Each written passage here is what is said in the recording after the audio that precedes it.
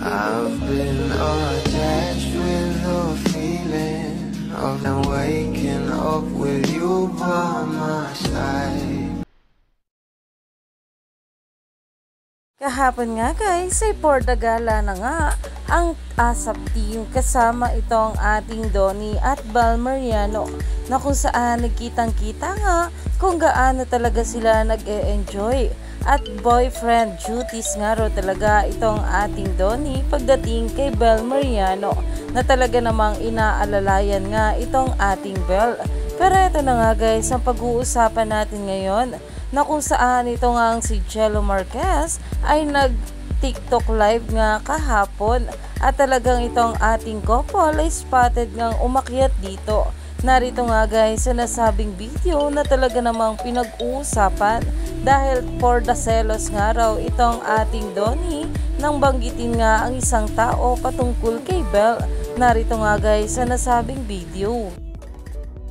Next, sana all pa-travel. Uy!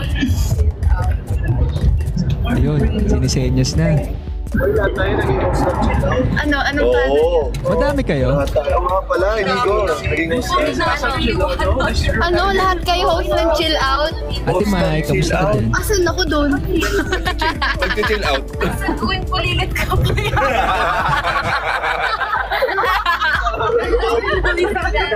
Tita Winnie, asan ako doon? Oo, diba? O, Tita Winnie. Gawin mo lilit pa ako. Napilig niyo pa nun si Harvey. Oh. Wow. Oh. Welcome to ASAP!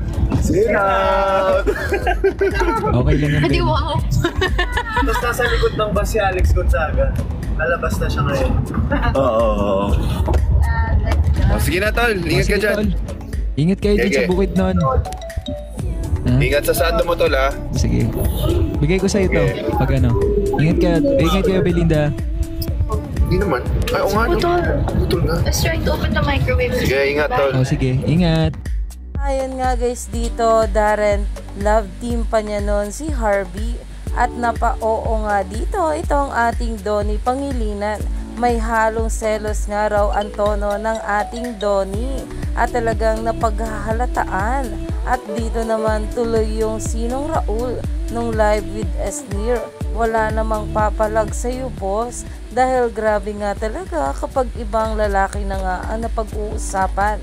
Talagang for the selos nga itong ating Donnie na halatang in love masyado kay Bal Mariano. Kaya naman stay tuned for more update.